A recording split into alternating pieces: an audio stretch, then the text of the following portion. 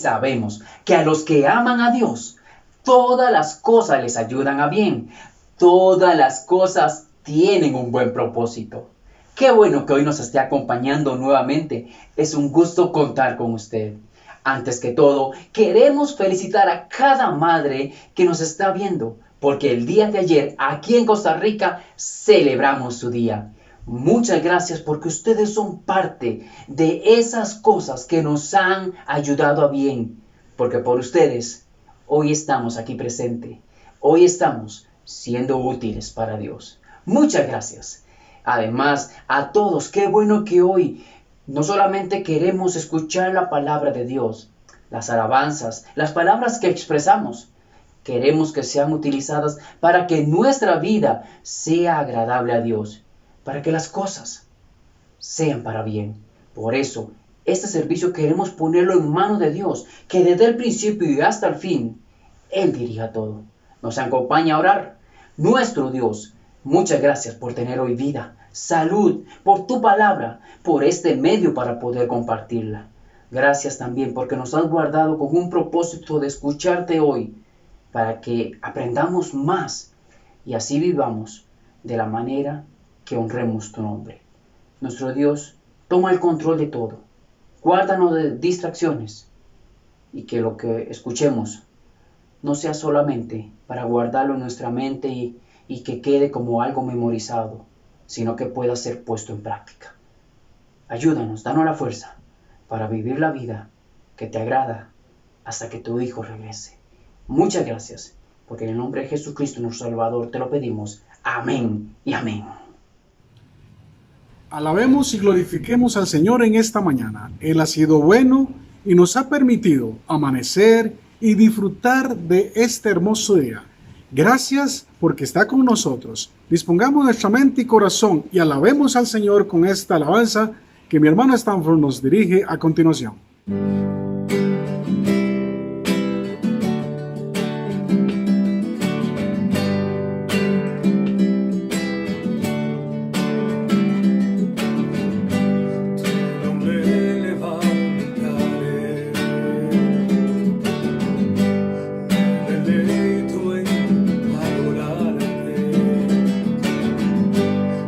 Agradezco que en mi vida estés.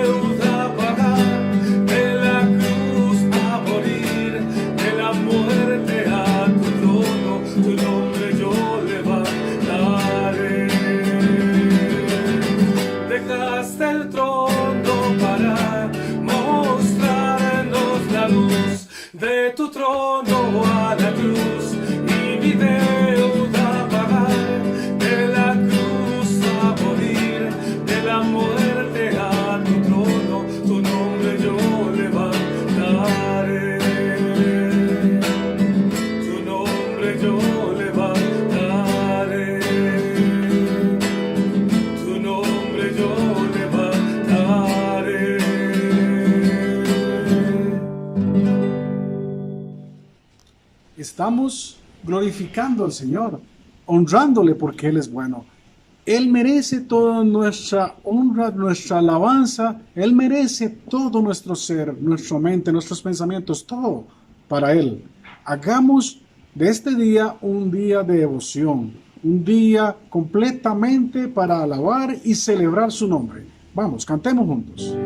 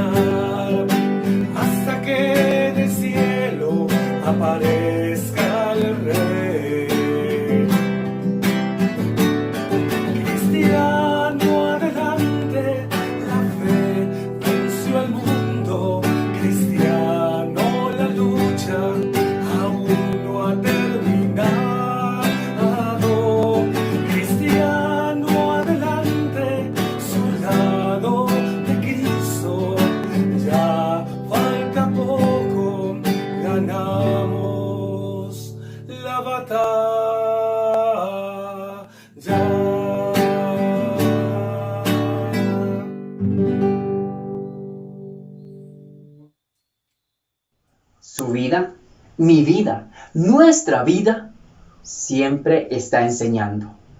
En la familia, en el trabajo, tenemos personas que nos observan. Con nuestros vecinos, con nuestros conocidos, mínimo hay un par de ojos que siempre nos están mirando. Aunque usted no tenga un título de educador, aunque no tenga la habilidad de enseñar a una clase, usted es un maestro para muchas personas. Porque la manera en que usted viva enseña lo que cree. En el libro de Oseas, en el capítulo 4, se narra un momento triste en la historia de Israel. Dice que el pueblo será a como es el sacerdote. Era un pueblo corrupto, era un pueblo idólatra, era un pueblo pecador. porque sus líderes estaban viviendo de una manera corrupta, idólatra, pecadora. La manera de vivir es la forma en que enseñamos. Todos nosotros vivimos para enseñarle a los demás. Como cristianos, hay alguien que nos está observando. ¿Cómo vive usted? Y le digo esto porque es el sinónimo de cómo enseña usted. Para aprender mejor, el pastor Ronald nos comparte en esta ocasión el mensaje, el ejemplo de la Gran Comisión.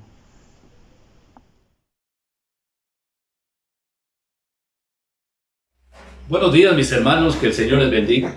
Le damos gracias al Señor por darnos la oportunidad de reunirnos, de congregarnos una vez más en su nombre para adorarlo por lo que Él es, para alabarlo por lo que Él ha hecho en nosotros y a través nuestro para la gloria suya. Y ahora para ser renovados en el espíritu de nuestra mente a través de la meditación de su palabra. En esta ocasión vamos a meditar sobre un ejemplo de la Gran Comisión. Como creyentes, hemos escuchado hablar de la Gran Comisión muchas veces. Hemos escuchado mensajes que nos hablan sobre la Gran Comisión, la responsabilidad que como creyentes tenemos para llevar a cabo la Gran Comisión. La pregunta es, ¿por qué no lo estamos haciendo? ¿O por qué no lo estamos haciendo como las Escrituras lo dicen? No es que no haya personas que estén trabajando, no es que no haya personas que estén evangelizando, no es que no haya personas que estén discipulando. Es que hoy en día la mies sigue siendo mucha y los obreros pocos. Y cuando escuchamos sobre las estadísticas de cuántos cristianos hay en el mundo, nos damos cuenta que los números no corresponden a cuántos creyentes están sirviendo conforme la voluntad de Dios, conforme el Señor lo estableció, llevando a cabo el plan de Dios, llevando a cabo lo que conocemos como la Gran Comisión. Esa Gran Comisión la podemos encontrar ahí en el libro de Mateo capítulo 28, Mateo capítulo 28 y también en el libro de Marcos capítulo 16. Pero vamos a leer lo que dice el libro de Mateo capítulo 28, versos del 16 en adelante. Pero los 11 discípulos se fueron a Galilea, al monte donde Jesús les había ordenado. Y cuando le vieron, le adoraron, pero algunos dudaban. Y Jesús se acercó y les habló diciendo: toda potestad me es dada en el cielo y en la tierra. Por tanto, id y haced discípulos a todas las naciones, bautizándoles en el nombre del Padre y del Hijo y del Espíritu Santo, enseñándoles que guarden todas las cosas que os he mandado. Y aquí yo estoy con vosotros todos los días hasta el fin del mundo. Este es la ordenanza que el Señor, el plan que el Señor le da a la iglesia para trabajar, para desarrollarlo a lo largo de los años. Tal vez lo que nos falta es entender un poquito de qué se trata. Es el mismo modelo que el Señor Jesús usó para evangelizar y discipular a sus apóstoles. Es el mismo modelo que nosotros también tenemos que usar. El tema de hoy vamos a analizarlo en 3 puntos. El punto número 1 es el maestro, el 2 es el discípulo y el número 3 es la posición del creyente. Y vamos a tomar como ejemplo el trabajo de maestro-discípulo que hubo entre el apóstol Pablo y Timoteo.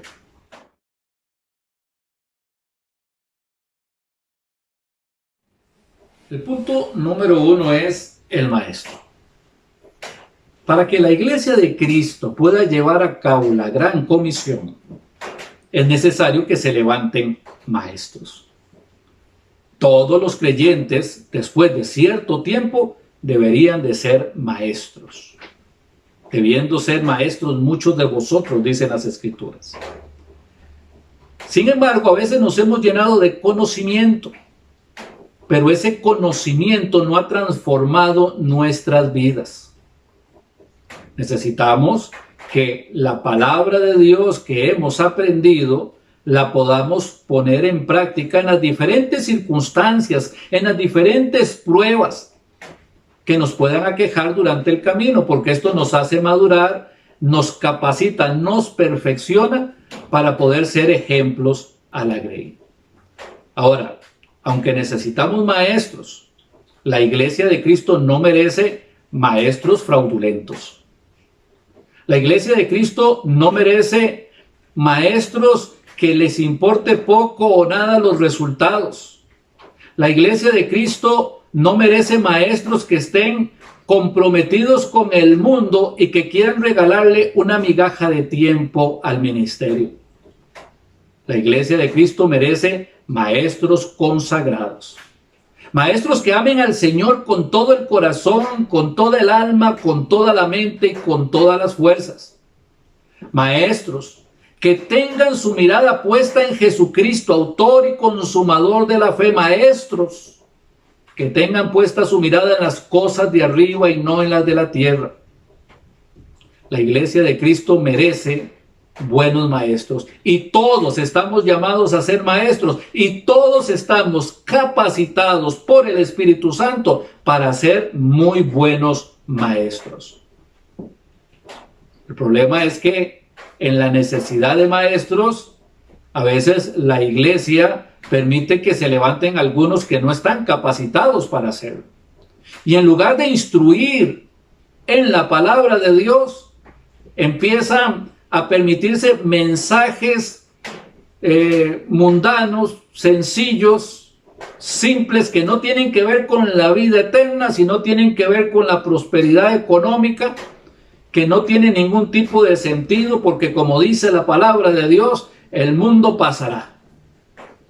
Lo único que no va a pasar es el alma inmortal de las personas, que si se mueren sin Jesucristo, si se mueren sin entender la obra de Cristo, el amor de Dios por ellos, la necesidad de arrepentimiento, se van a condenar eternamente. Y el dinero que tanto se predicó, que tanto se le dio atención dentro de los púlpitos, no va a servir para pagar el alma inmortal de ninguno de los que se vayan a condenar.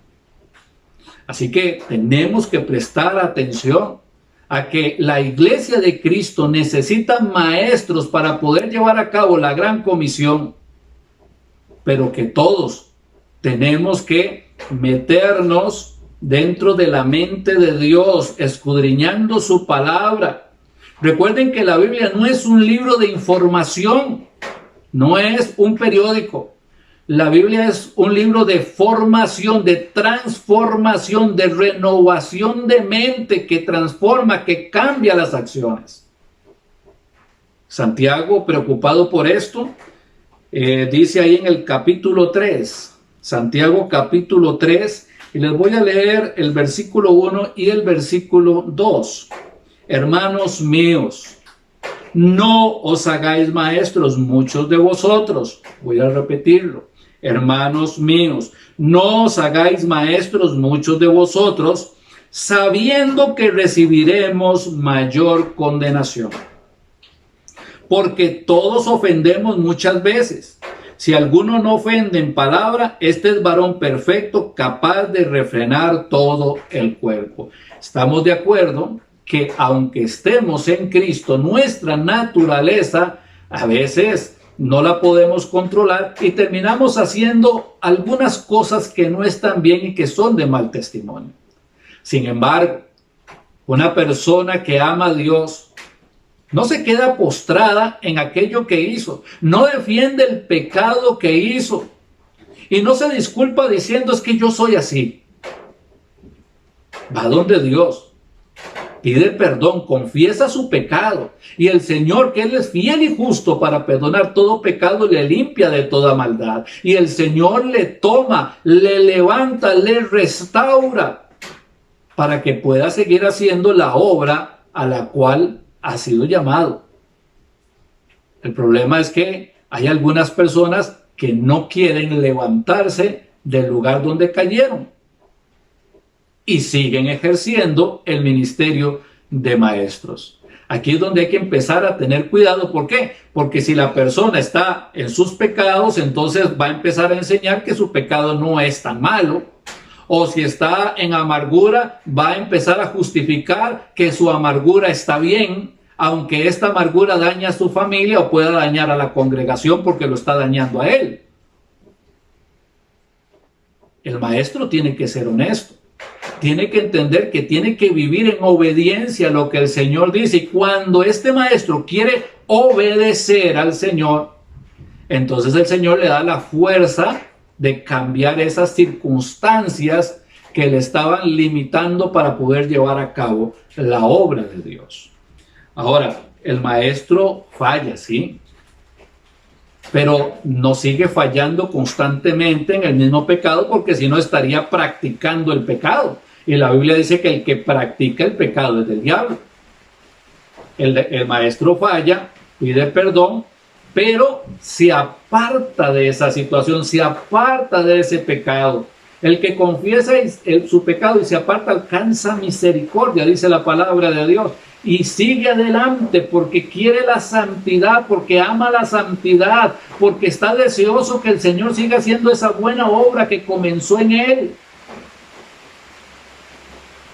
Por eso es necesario que al ponernos en las manos de Dios, dejemos que el Señor nos lleve.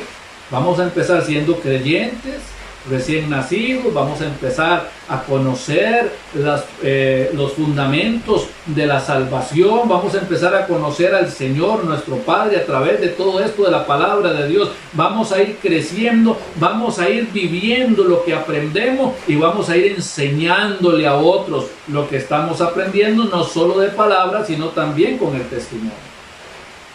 La palabra de Dios dice el apóstol Pablo. El apóstol Pablo, sabemos que estando en el ministerio, pues también se equivocó. Pero no se quedó ahí recriminándose. Es que ya yo no puedo estar en el ministerio, he quedado descalificado. Porque todos sin excepción, de alguna manera, vamos a estar descalificados. La única persona no descalificada sería el Señor Jesucristo.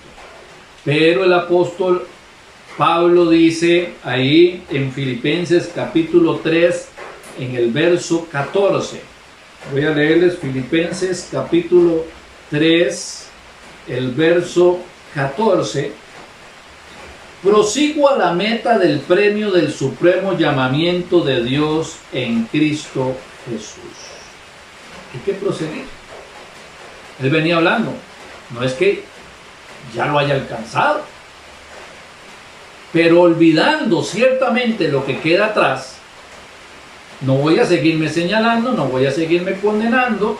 Ya el Señor me ha perdonado, me ha restaurado. Olvidando ciertamente lo que queda atrás, vuelvo a leerles el texto, prosigo a la meta del premio del supremo llamamiento de Dios en Cristo Jesús. La iglesia necesita que los pecadores arrepentidos sigan adelante, no que se queden descalificados, no que se sigan sintiendo señalados y que el diablo les diga: usted no puede servir, usted ya falló, usted no sirve para el ministerio, debería hacerse un lado, apártese. Puede ser que si la persona no quiere arrepentirse, bueno, sí, hágase a un lado. Pero si la persona humillada ante el Señor le está restaurando, le está levantando, los señalamientos del diablo no valen la pena escucharlos, porque el Señor nos ha perdonado y por fe creemos que cuando confesamos nuestros pecados, Él nos perdona y Él también nos restaura. Así que las Escrituras nos van mostrando que estamos llamados para servir a Dios. No estamos llamados para ser meramente espectadores. Las iglesias se siguen llenando de nuevos creyentes o de algunos creyentes que nunca han crecido espiritualmente, que tienen necesidad de ser discipulados. Pero hay pocos maestros. Hay pocos maestros como hay pocos evangelizadores. Necesitamos crecer en ambos lados. Necesitamos seguir enviando misioneros. Necesitamos que se mantengan esos misioneros predicando el evangelio, pero también necesitamos maestros que se comprometan con Dios a seguir adelante en la obra. El apóstol Pablo se levantó como maestro. Era un hombre que al parecer tenía alguna posición, que tenía algún respeto, que tenía algunos títulos de valor a nivel de la sociedad en la que él vivía. Y en un momento dijo: todo eso lo tengo por basura por amor de su nombre. Pablo se negó al yo para vivir el tú de Cristo. ¿Y nosotros qué vamos a hacer?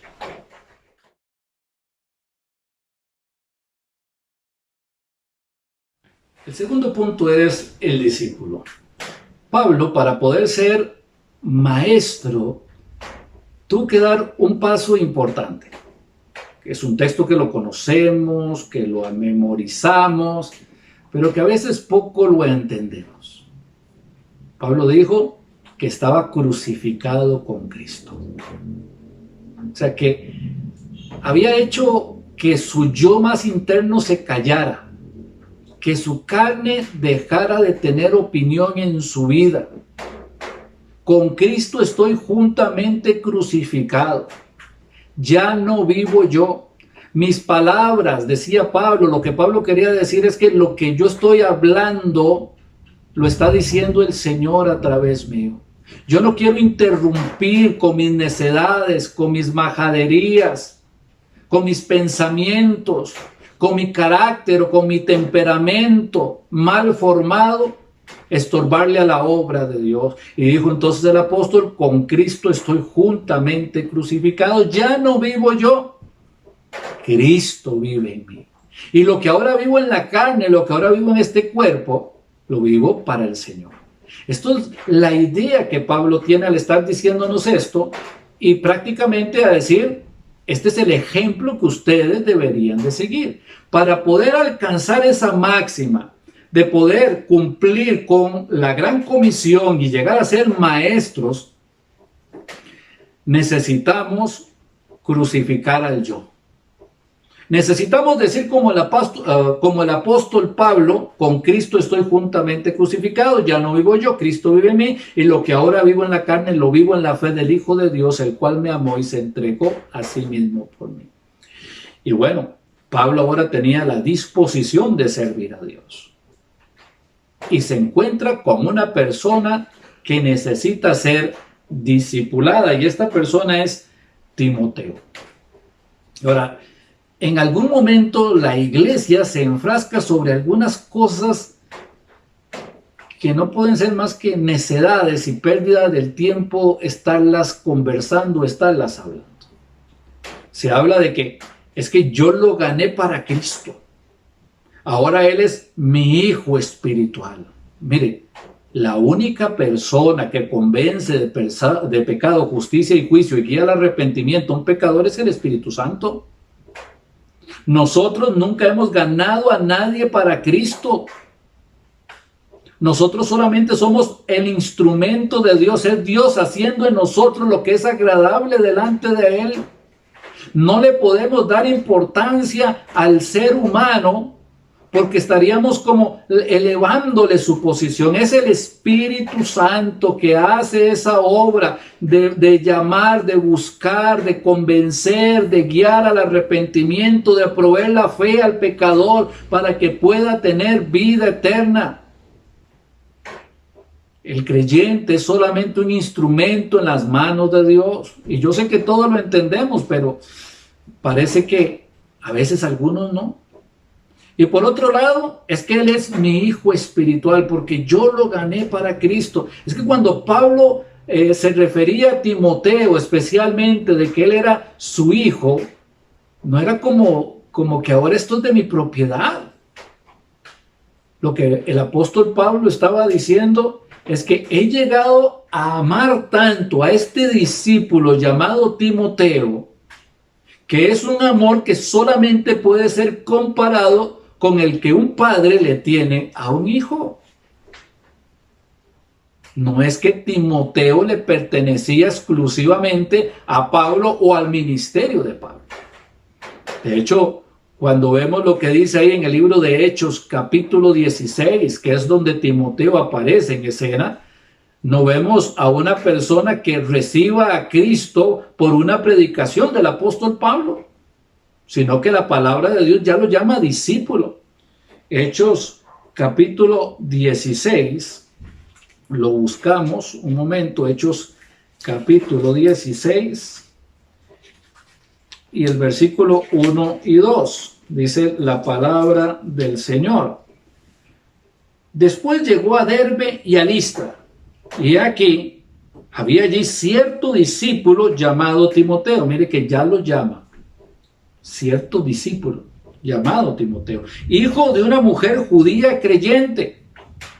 Esta mujer, vemos en las cartas, que se llamaba Eunice, y tenía también una abuela, Timoteo, Loida, y ellas habían hecho un trabajo desde que Timoteo estaba pequeño, guiándolo en el camino del Señor, amonestándole, eran temerosas de Dios, le enseñaron el temor de Dios. Y cuando Pablo llega a conocer a Timoteo, ya Timoteo es un creyente que está dando frutos por su buen testimonio. Y de ahí es donde Pablo toma a este discípulo para ayudarlo a seguir creciendo en la fe y que llegue a ser un instrumento poderoso en las manos de Dios. Y sigue diciendo el verso 2, y daban buen testimonio de él los hermanos que estaban en Listra y en Iconio. Timoteo era un joven que tenía muy buen testimonio. Así que Timoteo ya era un discípulo, Timoteo ya era un creyente. Timoteo ya había tenido una formación en su casa, en primer lugar. Mi hermano, mi hermana, hemos insistido en otros tiempos y hoy, por la gracia de Dios, tenemos que retomar el decirlo. En la casa es donde se forma el temor de Dios en la vida de los hijos. El cabeza de hogar, que es el esposo, el papá, es el sacerdote de ese hogar, es el pastor de ese hogar y tiene la responsabilidad no solamente de proveer lo necesario, techo, comida y abrigo con la bendición de Dios, sino también proveer espiritualmente, abrir la palabra de Dios, enseñársela a sus hijos, orar por ellos, orar con ellos, guiarlos, darles testimonio. Que los hijos puedan ver a un hombre real, a un hombre sincero, no un hipócrita cristiano que va a la iglesia y sabe decir gloria a Dios, amén y aleluya, pero cuando llega a su casa se comporta como un mundano. Que las madres tienen que ser temerosas de Dios, responsables, porque si bien es importante el cuidado y los estudios, la escuela, el colegio y todo lo que usted quiera para los hijos, nada de esto jamás va a ser más importante que la vida eterna que Cristo le da. Muchos de estos hijos creen que son cristianos porque han ido a la iglesia, pero nunca han tenido un encuentro personal con Cristo. Por eso, saben los comportamientos normales de una iglesia, se han hasta bautizado, pero no viven como cristianos. Es que el Espíritu de Dios no mora en ellos. Como padres tenemos que preocuparnos por la educación espiritual de nuestros hijos. Nuestros discípulos primarios son nuestros hijos.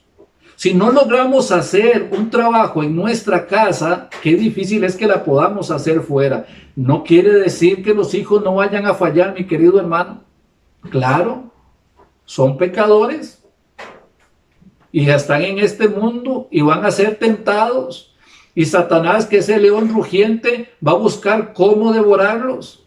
Pero ahí es donde viene lo importante de haberles enseñado la palabra de Dios, para que puedan resistir al diablo si son espirituales o si es que no conocen a Cristo, hayan escuchado tanto el mensaje de salvación que cuando el Espíritu Santo les convenza de pecado, justicia y juicio, vengan todas esas enseñanzas a las cuales usted se ha esforzado en mostrarles para que puedan recibir a Cristo como Salvador.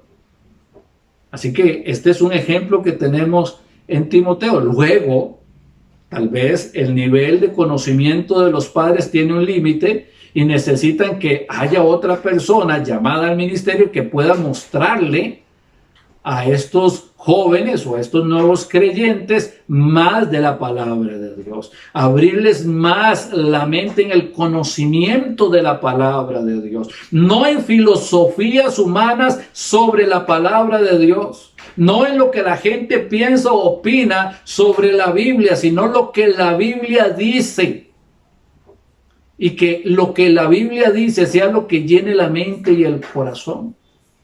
Y para eso entonces necesitamos que haya estos maestros como Pablo que se levanten para poder discipular, en este caso, a Timoteo. Ahora, no fue el único discípulo que tuvo Pablo. Sabemos que estaba Tito. Sabemos que Lucas andaba con él. Sabemos que Silas le acompañaba. Y cuando termina la carta hace pues una lista ahí de gente a la cual saluda, con las cuales él ha trabajado. Porque el trabajo de un maestro puede ser muy variado. Es que son muchas las personas con las cuales hay que trabajar. Faltan obreros, faltan personas que se levanten, faltan personas que digan, voy a dedicar lo que me queda de vida al Señor, voy a dejar de buscar el mundo y las cosas del mundo, voy a buscar el reino de Dios y su justicia, voy a confiar en que el Señor va a bendecir mi vida porque yo estoy trabajando para Él, voy a confiar en que el Señor me va a defender, me va a guardar, me va a proteger, me va a sustentar porque estoy trabajando para Él. Porque las almas, hermanos, se siguen perdiendo o las personas que están recibiendo a Cristo se están quedando como niños espirituales y no terminan de madurar. Estamos en los últimos tiempos. Es necesario que se levanten más hombres y mujeres fieles, que estén dispuestos a vivir y a morir por Cristo. La mies es mucha. Necesitamos que estos discípulos se lleguen a convertir en maestros.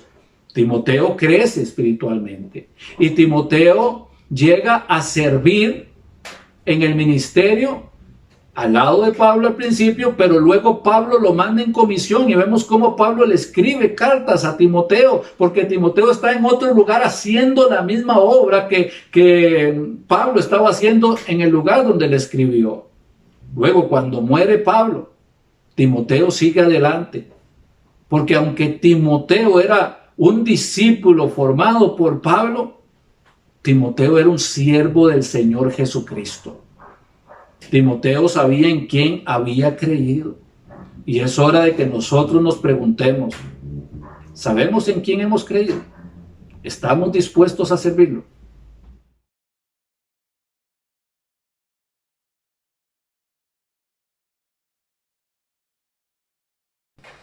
El tercer punto es la posición. Es que lamentablemente a veces los líderes de una congregación o de las congregaciones están más preocupados en una posición que en un servicio. Hablar del ungido de Jehová parece que es algo tan importante en nuestros tiempos y algunos pues maestros tratan de ocupar esa posición, el ungido de Jehová, el apóstol. Toman los dones que el Espíritu Santo le ha dado a cada creyente y en lugar de que sean para servir para la edificación del cuerpo de Cristo, como dice la palabra de Dios, los están usando para darse estatus social dentro de una iglesia. Esto ya había sucedido. En los tiempos del apóstol Pablo, Primera de Corintios, capítulo 1, en los tiempos del apóstol Pablo, existe una dificultad de estas en la iglesia y empieza la iglesia a discutir quién es más importante. Ya lo importante no era Jesucristo, ya lo importante no era que Cristo había muerto por ellos en la cruz del Calvario, ya lo importante no era que la sangre de Cristo derramada en esa cruz del Calvario puede limpiar los pecados, sino lo importante es a quién seguimos, quién es más que quién. Y la iglesia de Corinto se mete en un problema que no tiene ni pies ni cabeza. Por eso Pablo tiene que escribirles, 1 de Corintios capítulo 1, en el verso 11.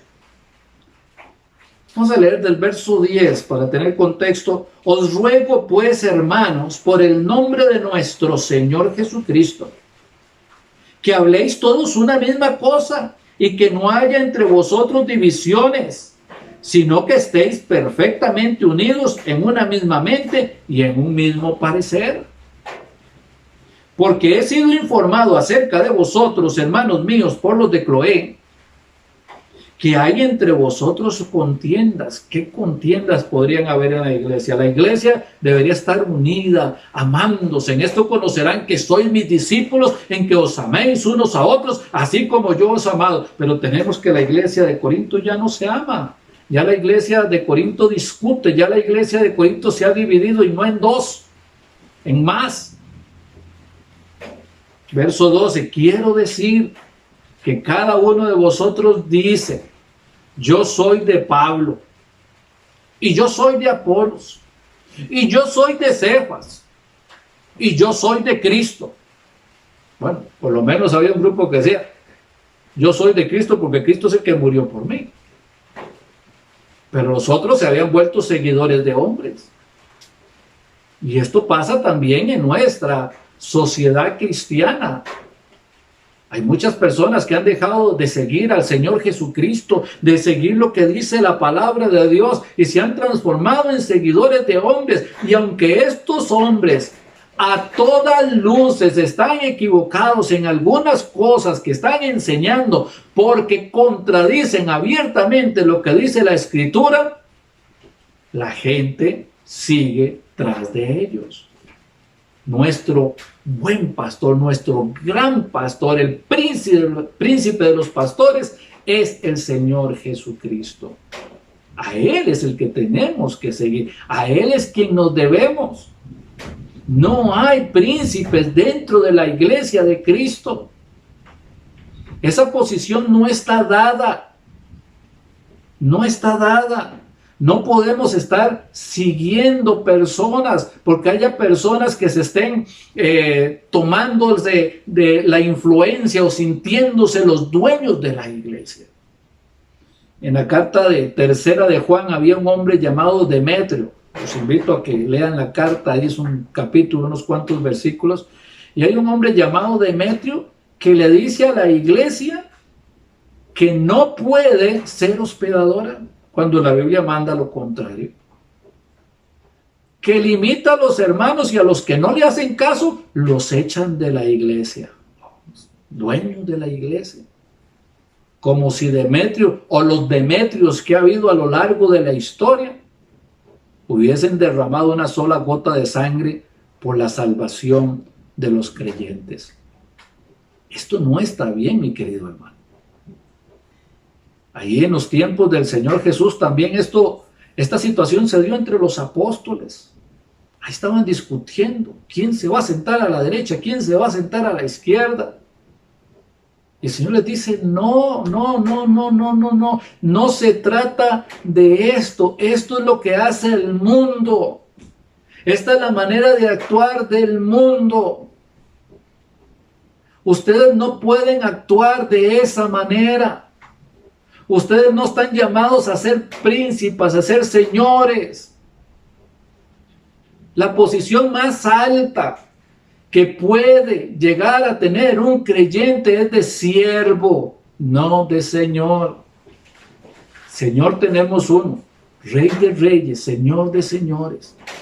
Delante de Él se doblará toda rodilla de los que están en los cielos, en la tierra y debajo de la tierra. Toda lengua confesará que Jesucristo es el Señor. Jesucristo es el Señor. Los hombres, los creyentes, los maestros, los que están siendo discipulados y capacitados para llegar a servir también en la obra, no pueden aspirar a ser señores. Tienen que llegar a ser siervos, porque eso es lo que manda la palabra del Señor.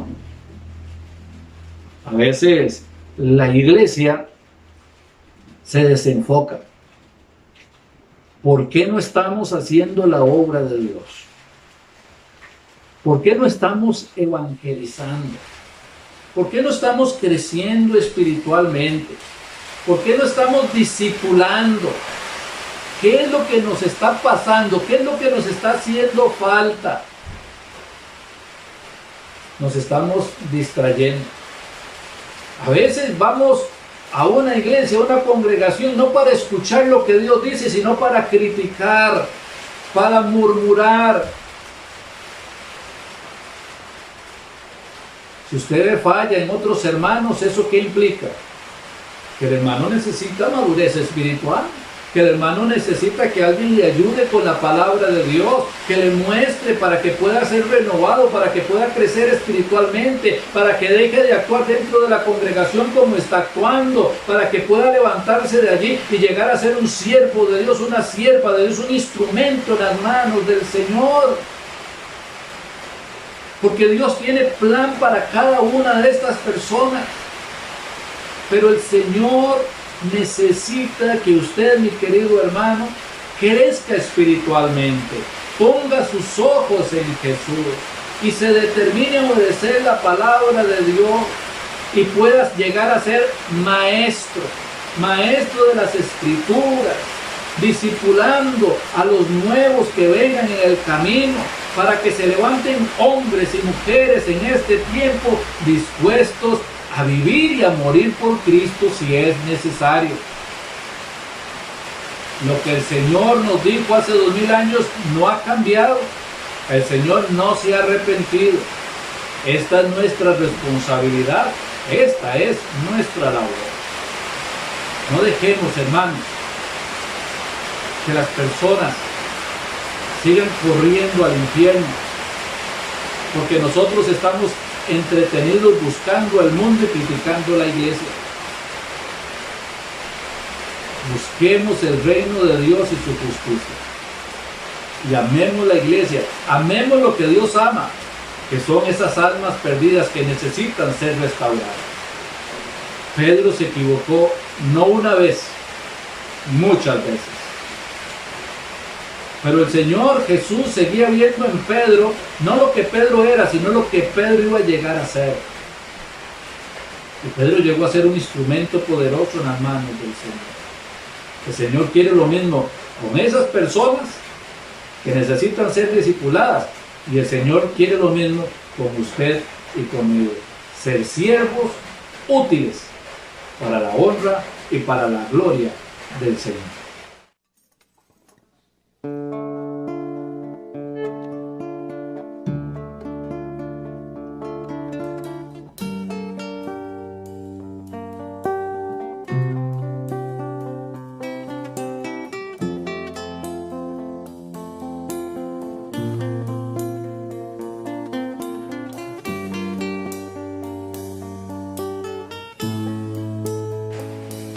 Es nuestra oración cuando estamos preparando el mensaje que alguna persona que no conozca a Jesucristo como Salvador pueda escucharlo.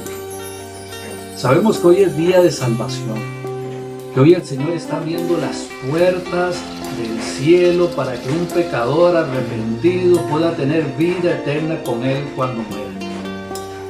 Tal vez esa persona es usted. No es una casualidad que usted haya escuchado el mensaje. Dios ha estado convenciéndole de pecado, justicia y juicio, y le ha guiado al arrepentimiento. Dios no quiere que ninguno se pierda, sino que todos procedan al arrepentimiento. Dios no quiere que usted se condene. Dios quiere que usted sea salvo. Dice la palabra de Dios que si morimos en nuestros delitos y pecados, nos vamos a encontrar con el Señor, pero como un juez. porque está establecido para los hombres que mueran una sola vez y después de esto el juicio. Y cuando esté delante del Señor y los libros se han abierto, usted va a ser juzgado por las cosas que están ahí, por los pecados que usted cometió. Y cuando salga a la luz sus mentiras, sus engaños, sus adulterios, los pecados que usted haya cometido, el juez justo va a dar una sentencia de culpabilidad. Y la consecuencia de esta sentencia es el lago que arde con fuego y azufre eternamente, que es la muerte segunda. Pero Dios le ama y Dios envió a su Hijo Jesucristo a morir en la cruz del Calvario por usted. Él recibió el castigo por sus pecados. Él cargó en su cuerpo los pecados que usted cometió. Y así la ira de Dios vino sobre el Señor Jesucristo y el Señor fue juzgado. Y como la paga del pecado es muerte, el Señor Jesús murió en su lugar. La sangre de Cristo, esa sangre que fue derramada en la cruz del Calvario, está allí para limpiar sus pecados. Es la sangre del nuevo pacto, porque si usted le recibe, hay un pacto de vida eterna. Hoy es el día de salvación. Hoy es el día de su salvación. ¿Quiere recibir a Jesucristo como Salvador? Déjeme guiarle en esta oración. Y si hay un corazón arrepentido y humillación en su corazón delante de Dios para pedir perdón, al terminar la oración, usted va a ser perdonado. Y más que perdonado, va a tener vida eterna y va a ser hecho un hijo de Dios. Va a ser sellado con el Espíritu Santo y Dios se va a glorificar en usted y a través suyo. ¿Quiere recibir a Cristo? Oremos juntos. Señor Dios, reconozco que he pecado contra ti, que te he ofendido, que he hecho lo malo delante de tus ojos, muchas veces y de muchas maneras.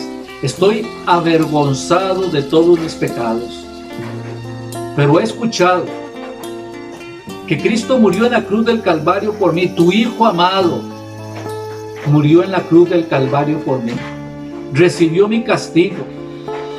Su sangre derramada en la cruz del Calvario limpia los pecados. Y vengo delante de ti, Señor Dios, a pedirte que me limpies con la sangre de tu Hijo Jesús.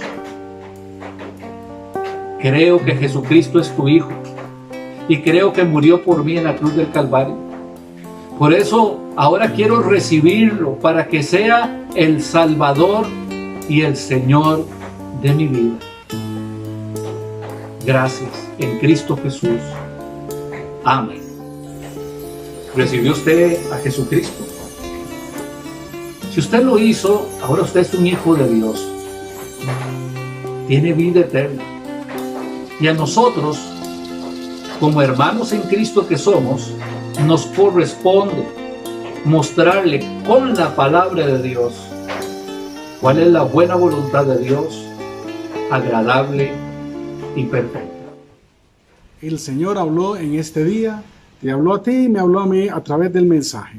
Ahora nos queda que poner en práctica las enseñanzas y que día a día usted y yo podamos dar testimonio en medio de este mundo tan convulso, lleno de pandemias, lleno de asuntos negativos. Que usted y yo seamos luz en medio de ese mundo tan lleno de problemas. Ahora cantemos y cerremos este día alabando y glorificando al Señor como Él lo merece.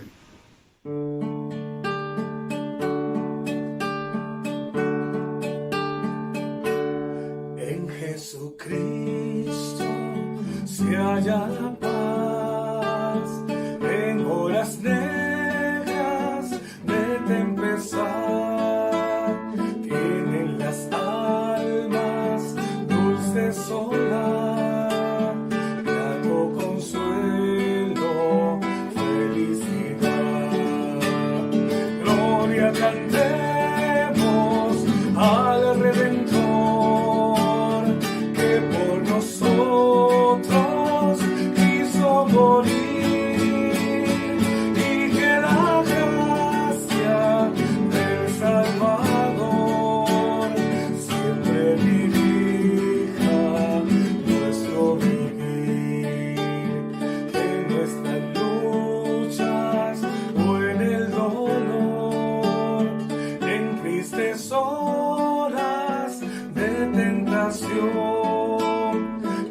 alma le infunde santo vigor, nuevos alientos al corazón. Gloria cantemos al Redentor, que por nosotros quiso morir, y que la gracia del Salvador siempre dirija nuestro vivir.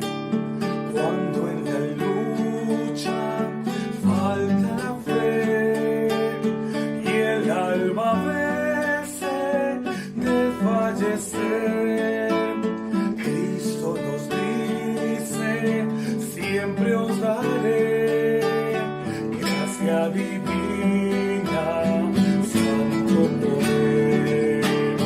Gloria cantemos al Redentor, que por nosotros quiso morir, y que la gracia del Salvador siempre dirija nuestro vivir.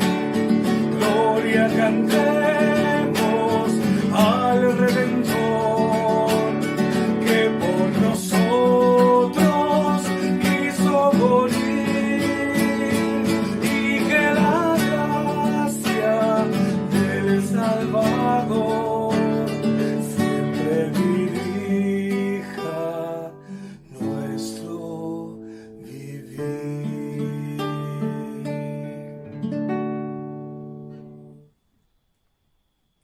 Vivimos en una sociedad poco comunicativa, pero observadora. En uno de sus mensajes, el pastor Adrian Rogers enseñó: porque sus hechos no me dejan escuchar lo que dicen sus palabras. Hay más peso en lo que usted es que en lo que usted dice. Por eso es importante que para ser un buen maestro sea un buen discípulo. No lo olvide. Primero sea un buen discípulo, y aunque usted no tenga la habilidad de enseñar a otros, usted será un buen maestro. Necesitamos tener una buena comunión con Dios para esto. Ese es el secreto. Jesús decía de Juan el Bautista que no había otro profeta mayor que él. En el Evangelio de San Juan, en el capítulo 5, Jesús hablaba de Juan el Bautista, diciendo que él era una antorcha que ardía e iluminaba. Lo primero que hablaba de Juan el Bautista, que no hubo otro mayor que él, es que él ardía primero. Él cuidó el origen de su fuego, el origen de dónde venía la energía, la fuerza de lo que él estaba haciendo.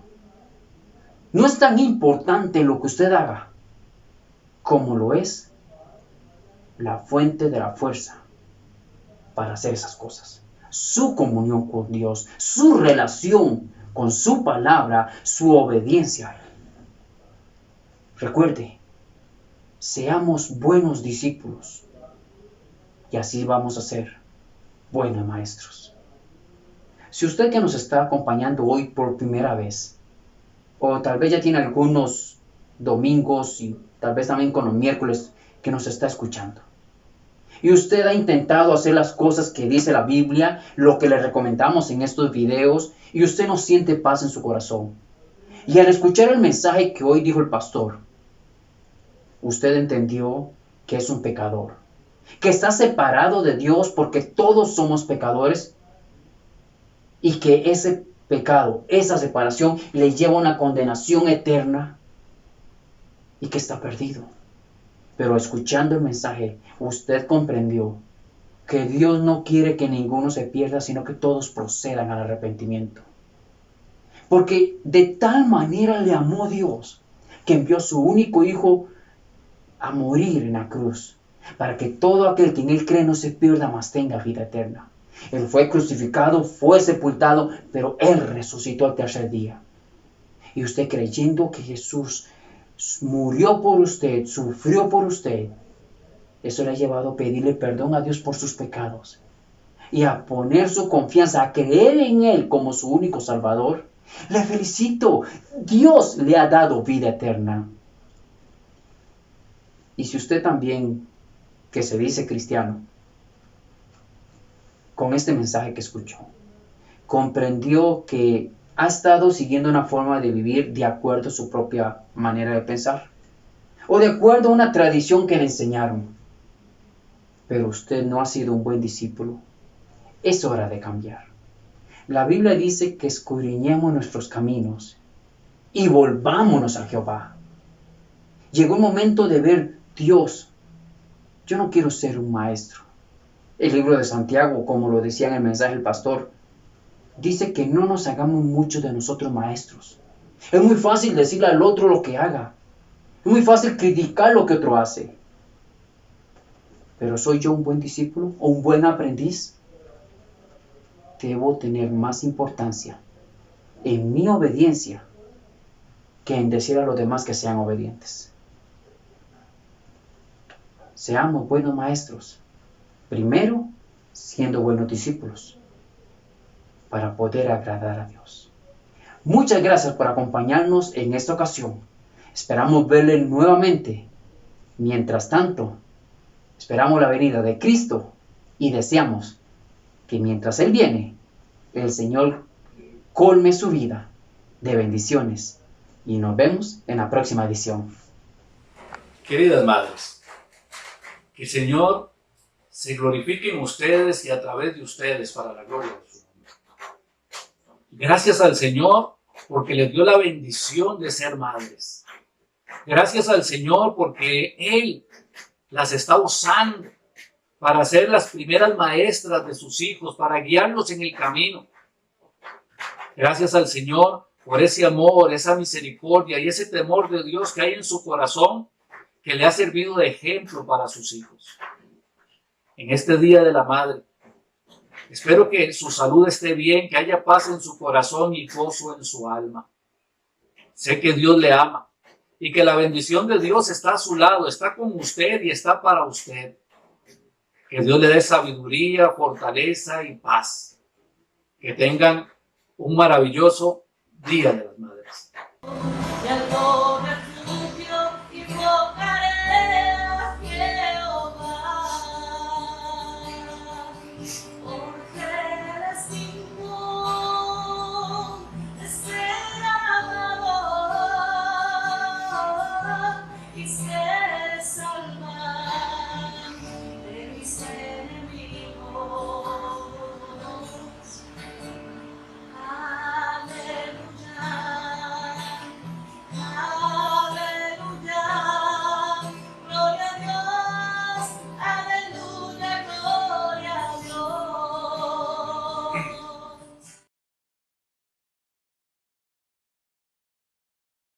Mis hermanos, que el Señor les bendiga y guarde. Que el Señor haga resplandecer su rostro sobre cada uno de ustedes y tenga de cada uno de ustedes misericordia. Que el Señor alce sobre ustedes su rostro y ponga en cada uno de sus corazones paz. Recuerden, no le estorben a la bendición de Dios para sus vidas.